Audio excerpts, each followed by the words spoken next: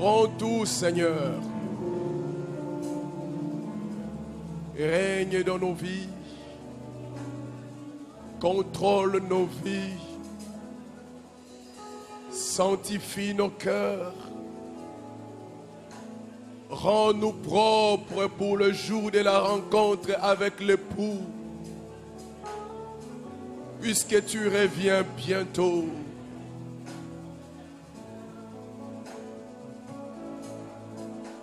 Fais passer ta charrue dans nos âmes. Enlève les racines poison, les racines de la chair, les racines de la mort, les racines du monde, les racines de l'ennemi implantées en nous. Rends-nous de plus en plus, Seigneur, semblables à ton image. Saint, pur, devant toi, Seigneur.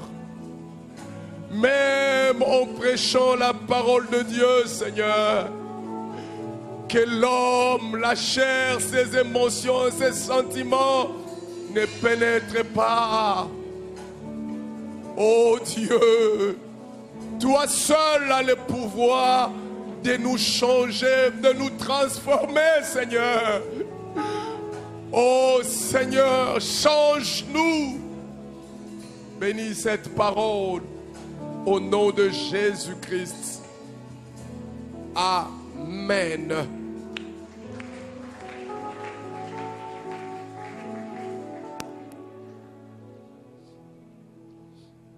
Nous bénissons le Seigneur pour la grâce qu'il nous accorde de nous retrouver dans ce premier culte au centre évangélique Parole de vie, extension de la borne.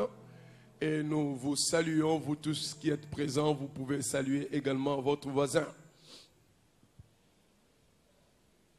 Merci. Et depuis plusieurs dimanches, ça fait plusieurs dimanches, nous sommes en train de réfléchir sur ce sujet, les raisons pour lesquelles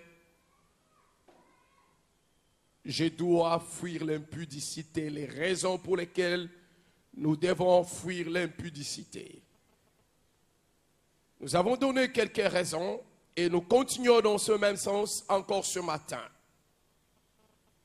Je vous invite à ouvrir la parole de Dieu, à lire avec moi Ézéchiel, le chapitre 23, le verset 29. Ils te traiteront avec haine. Ils enlèveront toutes les richesses et te laisseront nu, entièrement nu.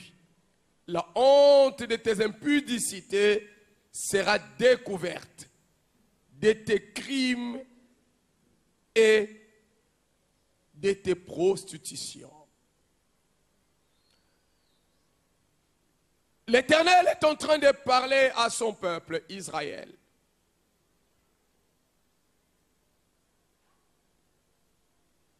En ce qui concerne sa vie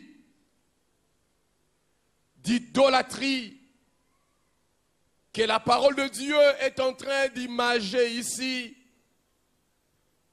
par la vie d'impudicité. Et Dieu dit à ce peuple, à cause de ton impudicité, un malheur t'arrivera. Tes richesses te seront ôtées.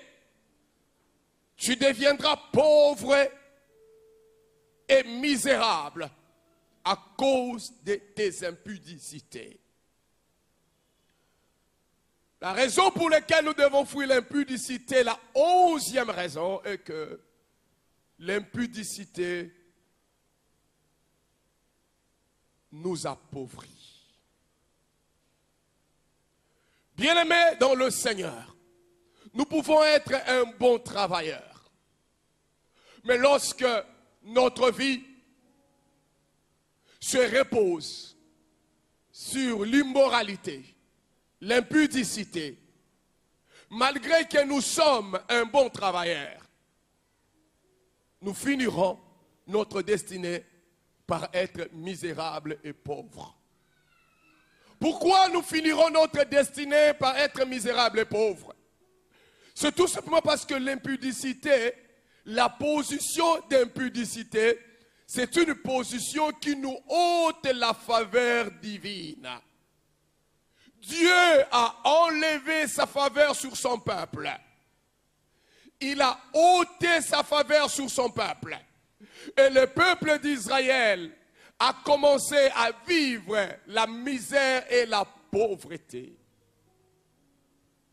Il y a une nation que j'aime au monde à cause de la place quand même. Certains principes de la Bible se trouvent placés au niveau de l'État. C'est les États-Unis d'Amérique.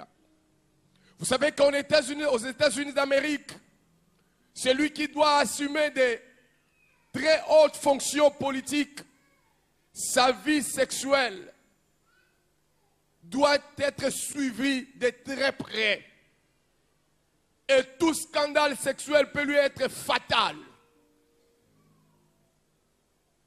Et ça, ce sont des vertus que nous pouvons garder. L'impudicité, frères et sœurs, détruit notre richesse. Parce qu'un impudique ne peut pas arriver à faire des économies dans sa vie. Il est très difficile. Comment ferais-tu des économies alors que tu as plusieurs amants à côté? Et croyez-moi, frères et sœurs, pour les hommes, une femme coûte très cher. Quand la coiffure d'un homme peut coûter $1, celle de la femme vous coûtera peut-être $30. Et si vous en avez 5, ça $50 doit partir juste pour une seule coiffure. Voyez-vous pourquoi un impudique ne peut pas faire des économies et prospérer? L'impudicité détruit notre prospérité.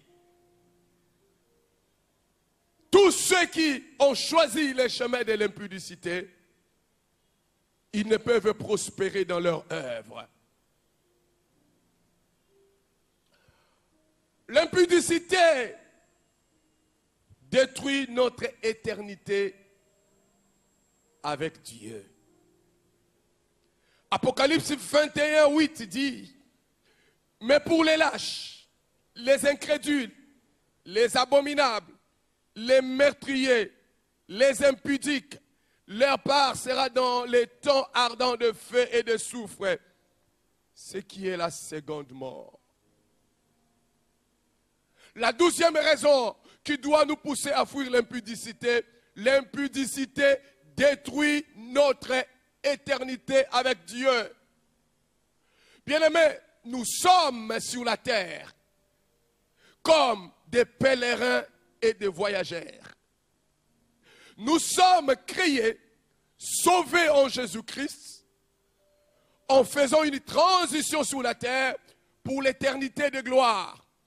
Nous sommes comme des chenilles. Les chenilles, cette bestiole, ne reste pas toujours cet insecte qui rampe sur le sol. Mais il y a un moment où la chenille va subir ce qu'on appelle la métamorphose.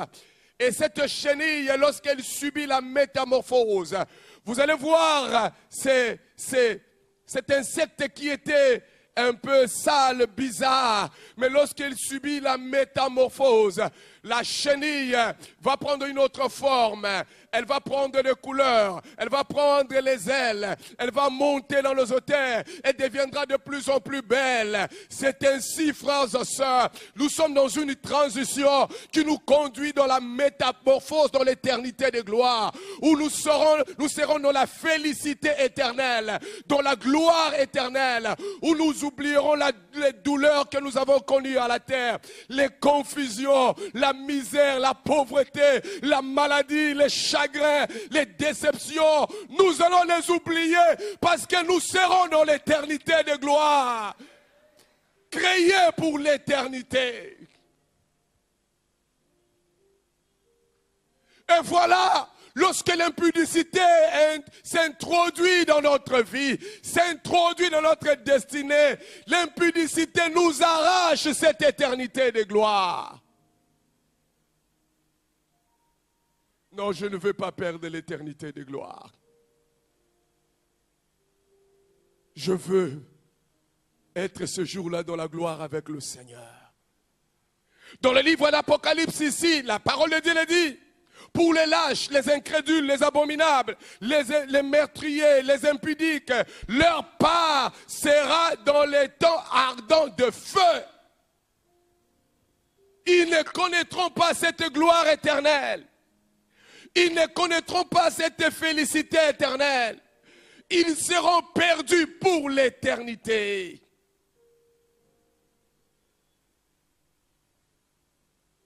Quand je puis penser à tout cela, j'ai toutes les raisons du monde de m'éloigner, de me détourner de l'impudicité. Nous avons toutes les raisons du monde. Frères et sœurs, qu'est-ce donc l'impudicité nous offre de bon? Y a-t-il quelqu'un qui veut savoir ce que l'impudicité peut offrir à un homme de bon? Qu'est-ce donc l'impudicité peut nous offrir de meilleur? Scientifiquement, les hommes de science attestent que l'impudicité ou les relations, l'acte sexuel n'offre à l'homme que 7 secondes de plaisir. Oh, oh, oh. 7 secondes de plaisir. Voilà ce que nous offre l'acte sexuel. Voilà le plaisir que nous offre l'impudicité. Juste 7 secondes de plaisir. Mais frères et sœurs, ces 7 secondes de plaisir nous arrachent tous les respects que nous avions. Tous les respects que les membres de notre famille avaient vis-à-vis de nous. Le respect que les enfants avaient vis-à-vis de leurs parents. La considération que les membres de l'Église avaient pour nous. Et même l'honneur que les mondes païens pouvaient nous donner. Lorsqu'ils nous regardent, ils nous considéraient comme des modèles. Ce monde païen qui nous observe. Et voilà, à cause d'un plaisir de 7 secondes, nous avons tout perdu. Qu'est-ce que l'impudicité nous donne? L'impudicité nous offre le plaisir de 7 secondes, mais l'impudicité nous arrache notre relation avec Dieu. L'impudicité nous arrache notre communion avec Dieu, la consécration que nous avions, les plaisirs, la joie, le bonheur, les réconforts que nous avions de nous approcher de Dieu. Voilà, l'impudicité nous l'arrache. Qu'est-ce que l'impudicité nous offre? L'impudicité nous offre juste 7 secondes de plaisir, mais l'impudicité nous arrache l'éternité avec Dieu, la vie éternelle, et nous introduit dans la condamnation éternelle.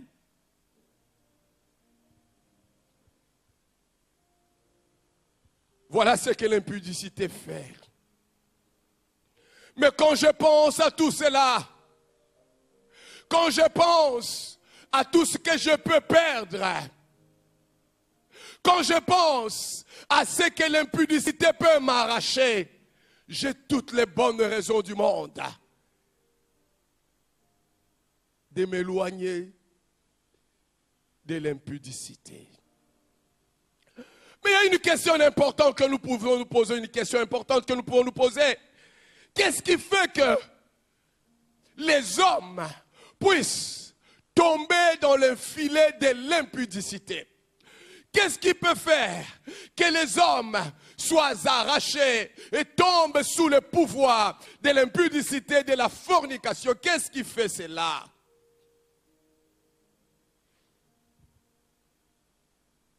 Avant que nous puissions réfléchir sur cela, je voudrais nous amener à retenir cette vérité. Cette vérité que je vous prie de retenir est que on ne tombe jamais dans le péché à caractère sexuel par hasard.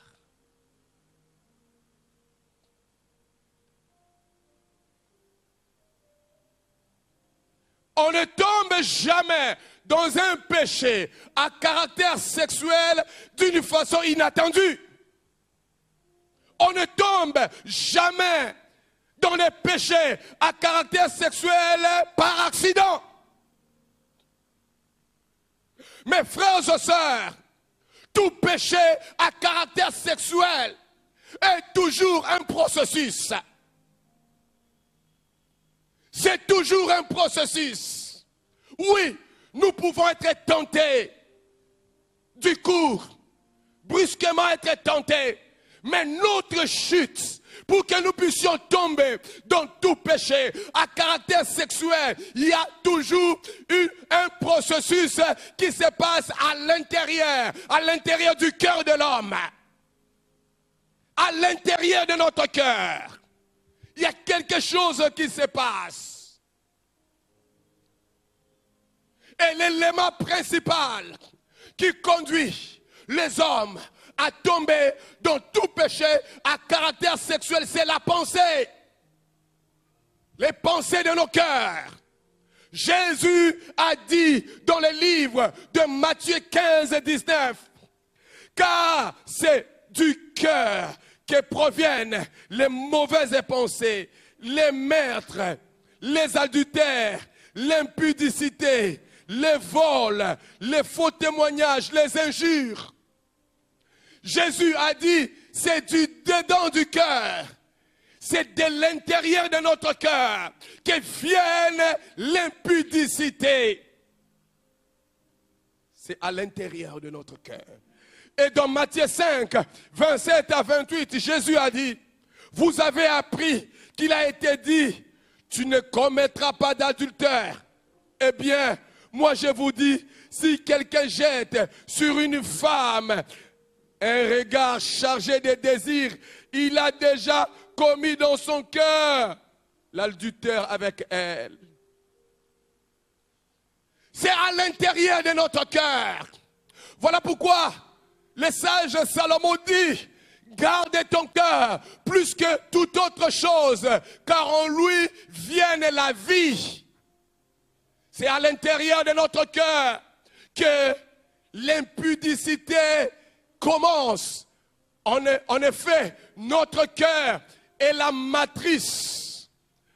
La matrice qui produit et développe le fœtus de l'impudicité. Voilà ce qu'est notre cœur. Il est cette matrice qui produit et fait développer cette fœtus de l'impudicité. Voilà pourquoi un dicton dit, sème une pensée et tu récolteras un acte. Sème un acte et tu récolteras une habitude. Sème une habitude et tu récolteras un caractère. Sème un caractère et tu récolteras un destin. Tout cela se passe où? Dans la pensée. Notre cœur est un laboratoire. Notre cœur est un laboratoire par lequel se produit la pensée de l'impudicité. Mes frères et sœurs, dans tout laboratoire, pour que nous puissions développer, nous puissions arriver à faire le travail dans un laboratoire, dans un microscope, arriver à voir les microbes, les bactéries qui se cachent dans un produit, nous avons besoin des réactifs. C'est exactement pour que notre cœur puisse développer la pensée de l'impudicité, parce que notre cœur est un laboratoire dans lequel se développent les pensées impudiques. Il faut que ces laboratoires, on puisse fournir des réactifs qui doivent travailler pour produire la pensée d'impudicité. Et frères et sœurs, nous avons plusieurs réactifs lorsque nous l'introduisons dans nos cœurs, qui est un laboratoire, qui est une matrice auquel est fabriqué la fœtus de l'impudicité. Lorsque nous introduisons ces réactifs, et l'enfant, la fœtus appelée impudicité naîtra. Et je voudrais vous parler de 8 réactifs que nous introduisons dans nos cœurs et qui produisent la pensée de l'impudicité et qui nous amènent à faire naître l'impudicité dans notre vie.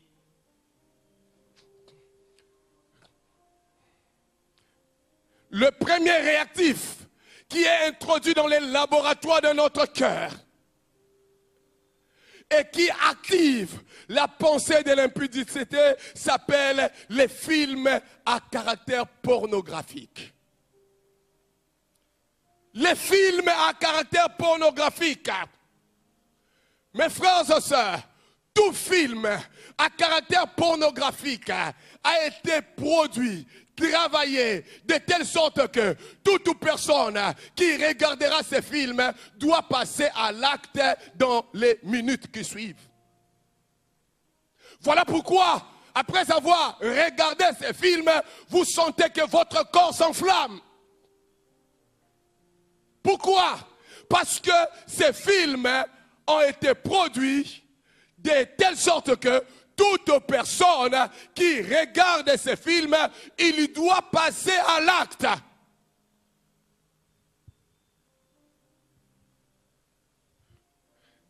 Raison pour laquelle, aujourd'hui, dans notre temps, dans notre génération, l'impudicité s'est multipliée.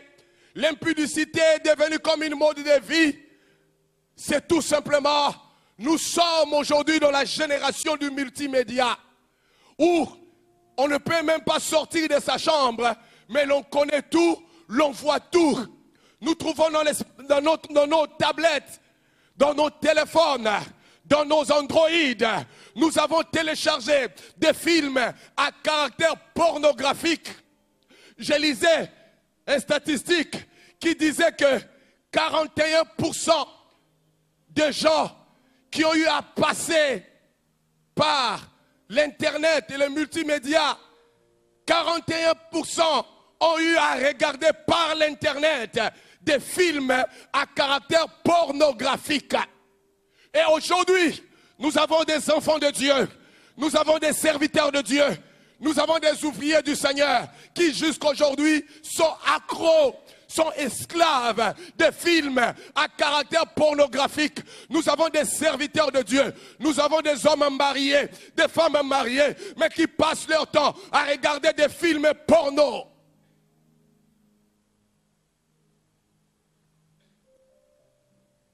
Il y a un esprit derrière ces films.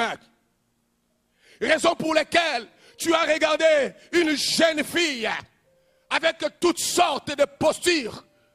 Et vous voulez l'interpréter. Tu sais que ton épouse ne le fera pas. Tu vas chercher une jeune fille dehors. Voilà pourquoi tu es devenu infidèle à ton épouse. Voilà pourquoi, ouvrier dans l'église, tu es en train de chercher des filles, des hommes à côté, parce que tu es accro à la pornographie.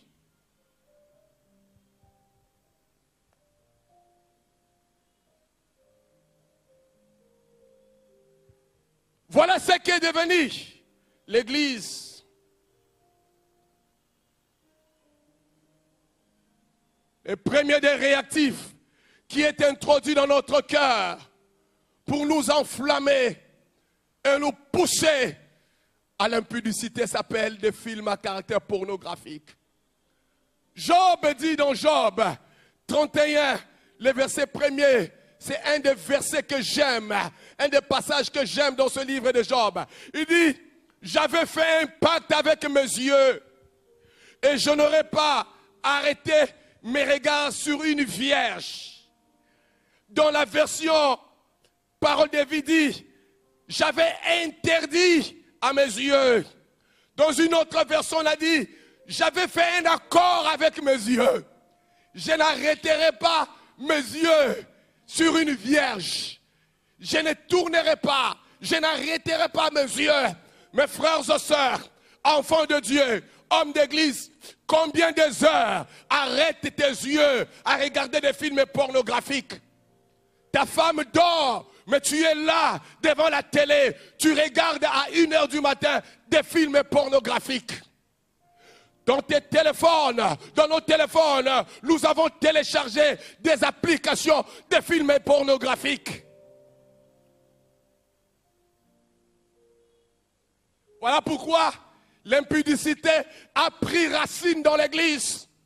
Voilà pourquoi l'impudicité s'est établie dans l'église. Voilà pourquoi l'impudicité s'est réconfortée dans l'église. Voilà pourquoi l'impudicité se retrouve même dans la chair de l'église.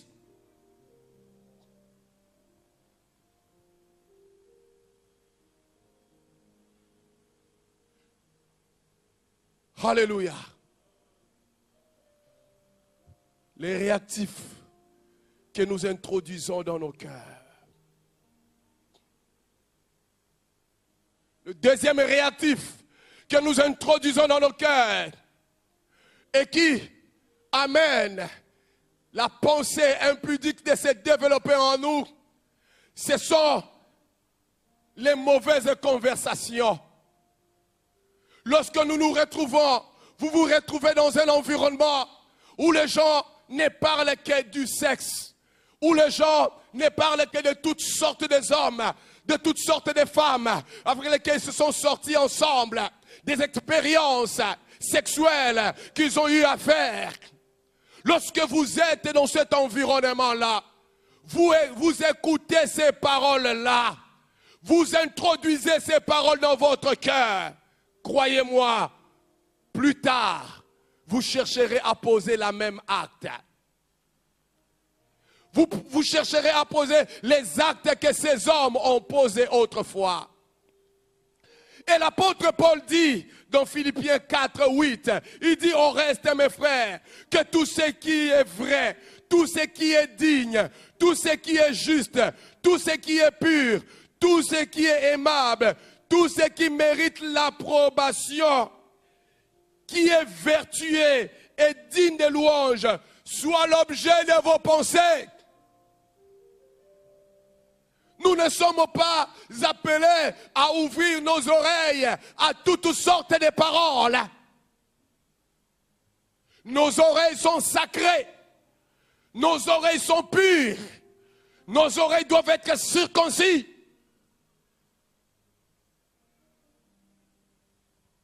Les conversations introduisent dans nos cœurs la pensée de l'impudicité.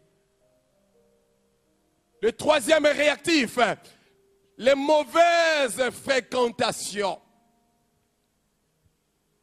Lorsque nous fréquentons des hommes et des femmes dans la vie de l'immoralité sexuelle, dans la vie de l'impudicité, est une vie normale, est une vie à vivre, sans crainte. C'est pour eux quelque chose de vraiment de bien, de normal.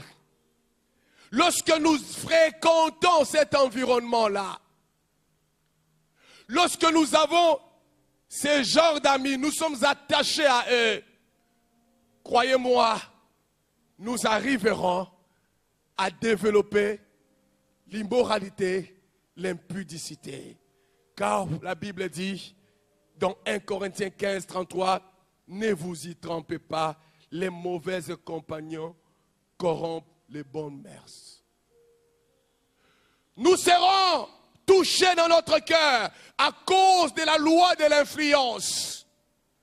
Et la Bible le dit, tous ceux qui sont liés par des mauvais compagnons, des mauvais amis, des amis impudiques, immoraux, par la loi de l'influence, tu finiras par être influencé et à commencer à faire comme eux. Écoutez, en tant qu'enfant de Dieu, en tant que serviteur de Dieu, en tant qu'ouvrier de Christ, nous sommes appelés à respecter tout le monde. Nous sommes appelés à aimer tout le monde. Mais nous ne sommes pas appelés à nous connecter avec tout le monde. Non. Vous êtes des serviteurs de Dieu. Vous êtes là. Croyez-moi, frères et sœurs, ce n'est pas tous les serviteurs de Dieu de la ville avec lesquels vous devez vous connecter. Car si vous vous connectez avec des serviteurs de Dieu qui sortent avec les brebis de leur assemblée, pour eux c'est une vie normale, qui ont toutes sortes de petites filles à côté, pour eux c'est une vie normale. Si vous vous connectez à eux, vous deviendrez plus tard comme eux, par la loi de l'influence. Je te respecte, serviteur de Dieu, mais je dois sélectionner quel serviteur avec qui je dois me connecter. Ce n'est pas de l'orgueil, car mon âme a coûté un grand prix et je ne perdrai jamais mon âme. Je dois entrer dans l'éternité de gloire. Je dois voir le Seigneur. Je dois dire comme Job, même quand ma peau sera détruite, mes yeux, oui mes yeux, verront le Seigneur. Il y a des serviteurs de Dieu qui étaient des bons serviteurs de Dieu. Craignant Dieu, marchant dans la crainte de Dieu, obéissant à la volonté de Dieu, marchant dans l'intégrité, des serviteurs de Dieu qui tremblaient devant les péchés, qui se détournaient du mal. Mais lorsqu'ils se sont connectés avec des serviteurs appelés serviteurs de Dieu, mais qui nagent dans le mal, qui boivent le péché comme une boisson et qui vivent dans l'immoralité, ces hommes qui étaient bons, ces hommes qui marchaient avec Dieu, ces hommes qui craignaient Dieu, ils se sont détournés de Dieu. Ils ont abandonné Dieu. Les vieux prophètes a détourné le jeune prophète de la volonté de Dieu. Frères et sœurs, nous ne pouvons pas nous connecter à tout le monde. Voilà pourquoi, frères et sœurs, nous ne sommes pas appelés à aller dans n'importe quelle manifestation dite religieuse. Nous devons savoir l'identité, les témoignages des gens qui organisent ces manifestations. Vivent-ils dans l'intégrité? Marchent-ils avec Dieu? Craignent-ils Dieu? Ont-ils un témoignage? Vous pouvez m'envoyer l'invitation. Si vous n'avez pas un témoignage, je ne viendrai pas. Alléluia. La connexion. Parce qu'aujourd'hui, on ne parle que de la connexion. Nous devons nous connecter. Nous devons nous connecter les uns les autres. Nous devons nous connecter, oui, mais nous devons nous connecter autour des vertus célestes. Nous devons nous connecter autour de Jésus-Christ. Nous devons nous connecter autour de la parole de Dieu. Nous devons nous connecter autour de la crainte de Dieu, de la pureté. Nous devons nous connecter. Ils ne viennent pas dans les invitations des autres. Nous ne viendrons pas si votre témoignage est mauvais. Le quatrième réactif qui introduit la pensée d'impudicité dans le cœur, c'est l'alcool. L'alcool, lorsque vous consommez des boissons alcooliques, les boissons alcooliques en elles-mêmes ont le pouvoir d'exciter notre appétit sexuel.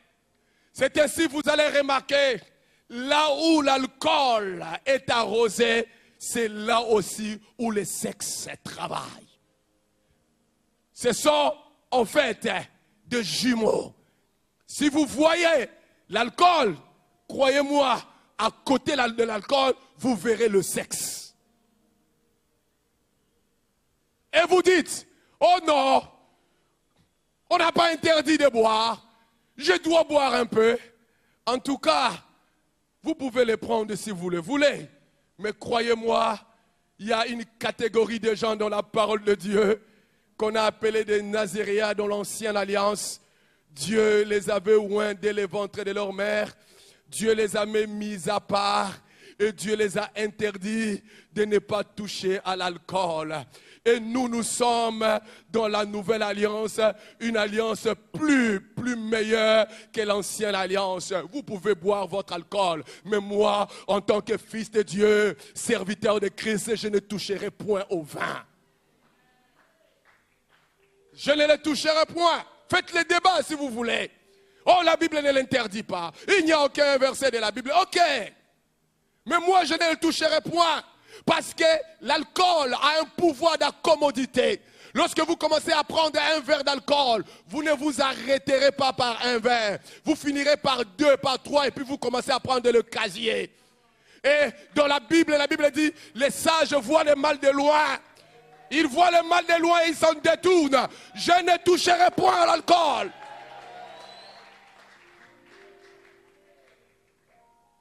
Ça a un pouvoir comme la nicotine. Ça vous rend dépendant. Vous avez commencé juste par quelques centilitres. Vous allez vous retrouver, vous commencez à boire des tonneaux d'alcool. Et moi, je n'en veux pas arriver là. Car le sage voit le mal de loin. Alléluia. Le 5e est réactif. Les chansons obscènes. Oui, frères et sœurs, il y a des chansons qui ont été élaborées dans le monde des ténèbres. Il y a des chansons, lorsque vous écoutez cela, il y a un esprit qui vous pénètre. Et ça vous pénètre de façon que vous puissiez passer à l'acte. Oh, il y a un chant, il y a un chant qu'on est en train de chanter ici. Quand vous écoutez cela, vous dites, ce n'est pas possible. Comment est-ce que notre nation, notre État n'a pas censuré ces chants? Un chant qui pousse aux gens, viens me prendre et engrosse-moi. Engrosse-moi, viens me prendre et engrosse-moi. Et c'est là chanter. J'étais dans la rue, j'entends un enfant le chanter. Viens me prendre et engrosse-moi. Ces chants est chanté devant tout le monde et devant même les autorités. Comment peut-on laisser de telles choses dans un pays? Comment? Quelle obscénité! Des enfants qui sont en train de chanter. Et puis, vous allez être surpris, on est en train de violer les enfants. Et vous dites, on a violé les mineurs. Mais qu'est-ce qui a véhiculé l'esprit de viol? Pourquoi n'avez-vous pas arrêté l'esprit de viol? Pourquoi n'avez-vous pas arrêté la pensée de viol véhiculée par ces chants? Viens me prendre et engrosse-moi.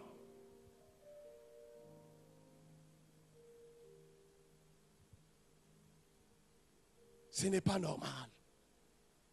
C'est le diabolique.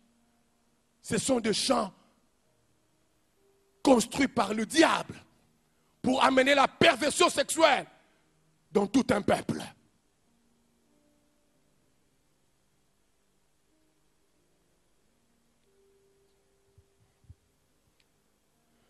Les amitiés entre filles et garçons non contrôlées.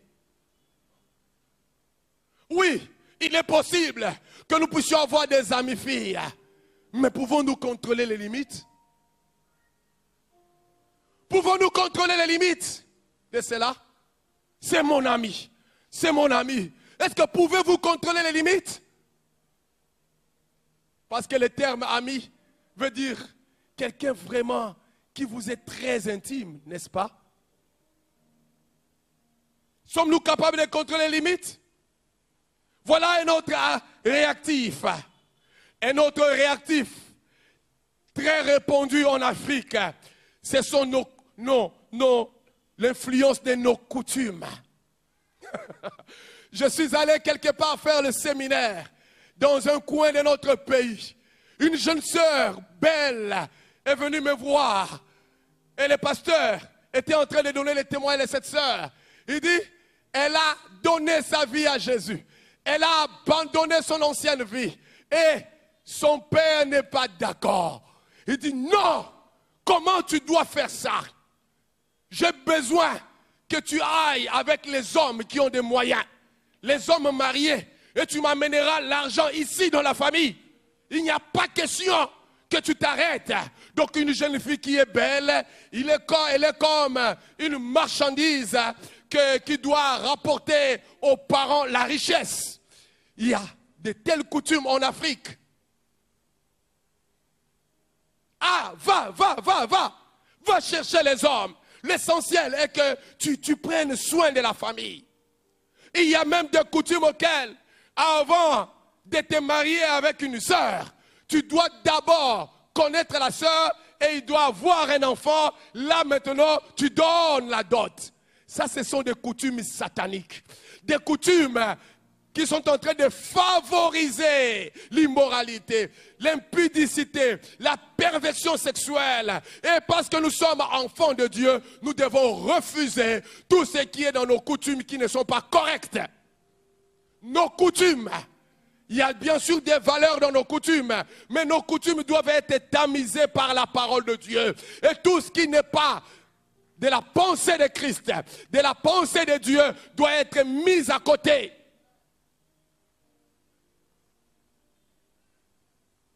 Voilà un autre réactif. Et le dernier réactif, aussi puissant, qui amène à l'immoralité sexuelle, à la pensée de l'immoralité, n'est rien d'autre que l'oppression satanique. Nous sommes dans un temps où le diable a largué ses anges, a largué ses ouvriers, a largué ses serviteurs, ses servantes. Il les a introduits même dans l'église, dans le but de faire tomber des gens dans l'immoralité, dans l'impudicité. Il a largué un esprit d'impudicité. C'est ainsi, frères et sœurs, des hommes et des femmes qui nous prêchent la parole. Nous devons tout simplement pas les regarder de loin. Nous devons prendre du temps à intercéder, à prier pour ces gens-là. Car il y a des gens, des hommes et des femmes que le diable a envoyés uniquement pour les faire tomber dans l'impudicité et amener l'opprobre dans l'église. Il les a envoyés.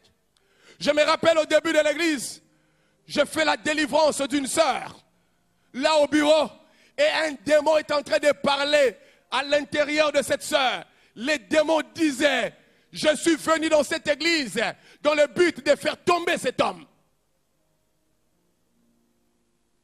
C'est une expérience personnelle que nous avons faite. Et dernièrement, on nous a donné les témoignages de cette jeune sœur, claire, belle, qui était venue dans cette église. Et elle se mettait juste devant. Mais avant de venir dans l'église, elle est allée vers un marabout, vers un gangakisi, qui a mis de trucs, d'influence sur ses yeux. Elle dit, tu seras devant le pasteur. Lorsque tu regarderas cet homme, tu iras dans son bureau, il tombera avec toi. Et elle est allée vers cet homme. On a fait cela. Elle est venue à l'église. Et elle se mettait pratiquement, presque devant. Et quand je prêchais, elle me regardait. Malheureusement pour elle, lorsque je commençais la prédication, elle commençait à s'apaisantir et elle endormait profondément. Ses yeux se fermaient. Ses yeux se fermaient. Chaque fois elle entre, lorsque la prédication commence, elle sent le sommeil. Elle dort. Et les délais qu'on lui avait donnés a expiré. Elle ne pouvait plus, elle est partie. Priez pour des serviteurs de Dieu. Priez pour des pasteurs. Parce que le diable a élargué, a établi dans le monde, a dispersé dans le monde la puissance de l'impudicité pour attraper ceux-là qui ont une certaine influence dans l'église. Car il est écrit, on a frappé les bergers et les troupeaux s'est dispersés. Dans une église, si le diable frappe une brebis, ça peut avoir quelques conséquences. Mais les conséquences ne seront pas les mêmes s'il frappe un berger, s'il frappe un pasteur, s'il frappe un conducteur de troupeau, s'il frappe quelqu'un qui a une grande influence dans l'église. L'opprobre va s'établir dans l'église. Les païens vont entendre cela et les païens vont devenir des incrédules.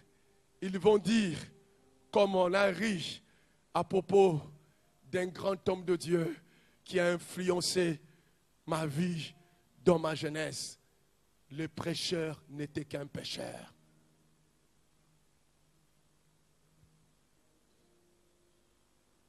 Priez pour des serviteurs de Dieu. Baissons notre tête dans la prière.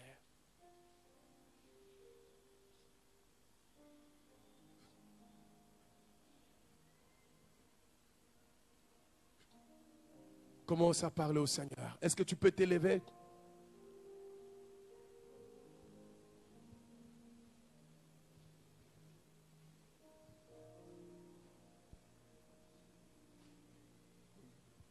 Est-ce que tu peux t'élever? Commence à prier pour toi-même. Mets la main dans le cœur.